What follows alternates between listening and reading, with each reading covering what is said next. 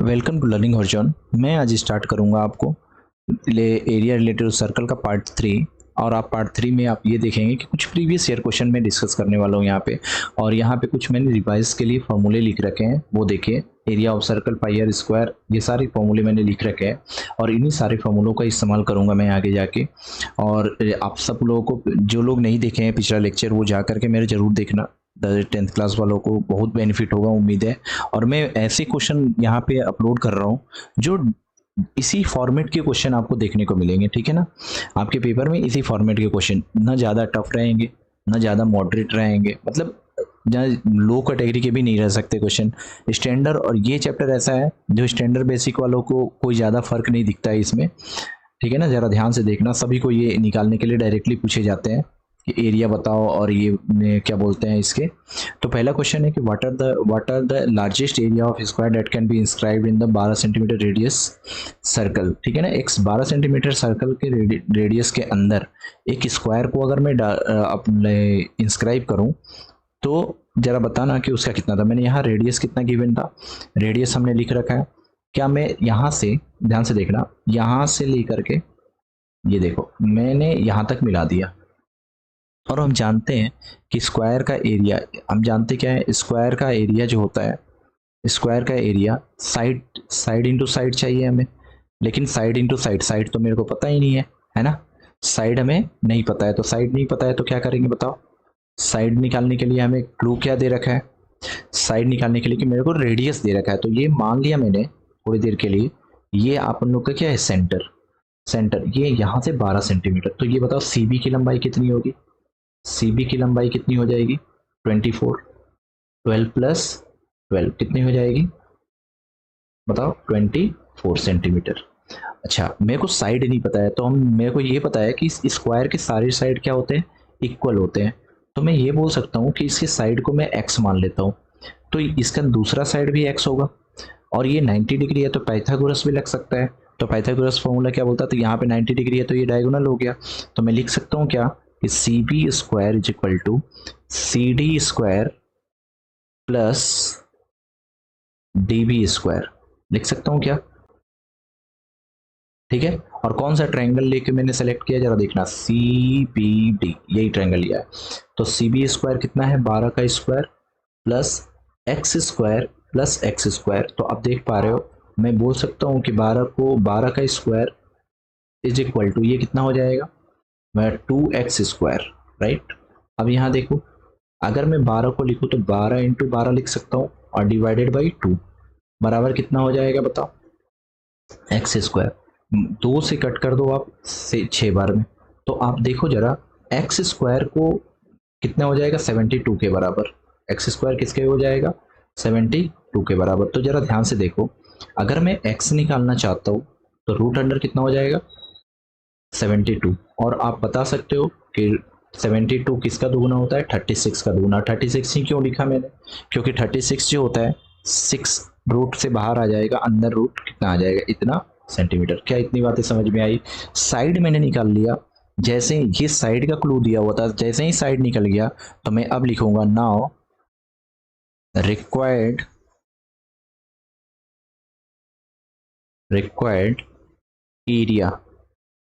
Area of square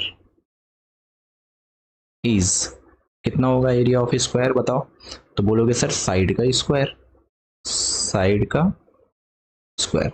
और side हमारा क्या है, एक्स का स्क्वायर, एक्स का स्क्वायर। एक्स की वैल्यू कितनी निकाली है मैंने, 6 रूट 2 का स्क्वायर। मैं कह सकता हूं कि 72 स्क्वायर सेंटीमीटर आपका क्या हो जाएगा, आंसर हो जाएगा। तो आपका ये हो गया आंसर, याद रखना, ठीक है। तो दिस इज योर आंसर, ठीक है।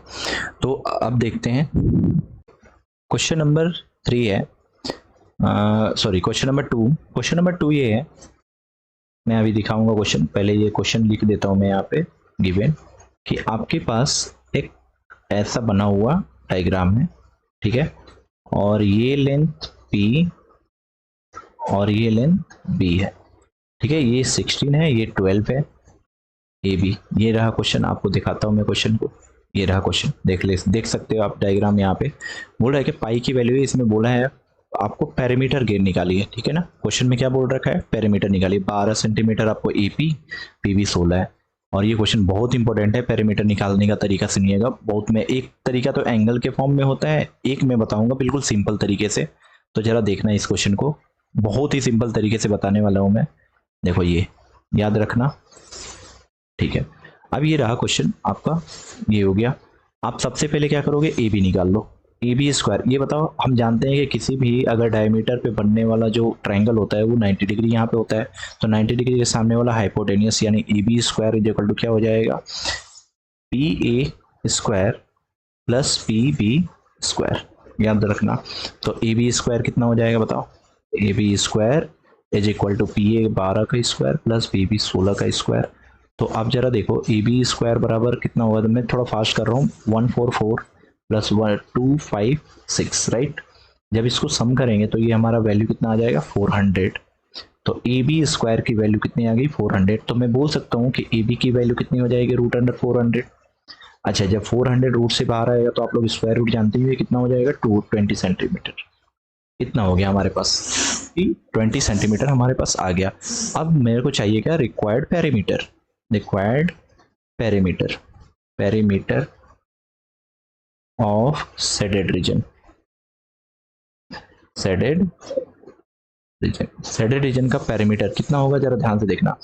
ये बताओ, यहां से यहां तक पेरीमीटर, पेरीमीटर याद करो कि ये सेमी सर्कल है, तो सर्कल का पेरीमीटर कितना होता था, सर्कम का 2 पाई आर। लेकिन मैं यहाँ पे सेमी सर्कल है, तो सरकमफेरेंस ऑफ सेमी सर्कल कितना हो जाएगा, पाई आर।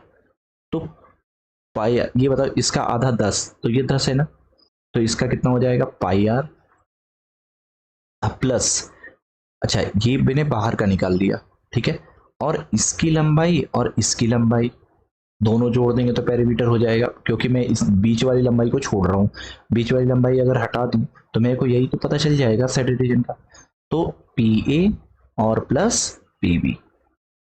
तो देखिए जरा, पाई की वैल्यू कितनी बोल रखा है, पाई की वैल्यू इन्होंने बोल रखा है कितना लेना है, पाई की वैल्यू कितना, पाई की वैल्यू 3 लेना है। देखो जरा ध्यान से, पाई की वैल्यू बोल रखा है कि 3 लेना है, तो 3 हम लेंगे पाई की जगह पे, कितना लेंगे बताओ, 3। तो 3 इंटू रेडियस कितना है, 10। रेडियस कितना होगा, क्योंकि ए बी पूरी लंबाई 10, तो ए बी का आधा रेडियस होगा 10, प्लस पी ए की वैल्यू हो जाएगी 12 और पी बी की वैल्यू हो जाएगी 16। सम कर दो तो 30 प्लस 12 प्लस 16, तो इसकी वैल्यू हो जाएगी 8 ये 5। इतना सेंटीमीटर आपका क्या हो जाएगा, शेडेड रीजन का आपका ये पेरीमीटर ऑफ शेडेड रीजन, ठीक है। चलिए नेक्स्ट देखते हैं आपको थर्ड नंबर क्वेश्चन, ठीक है।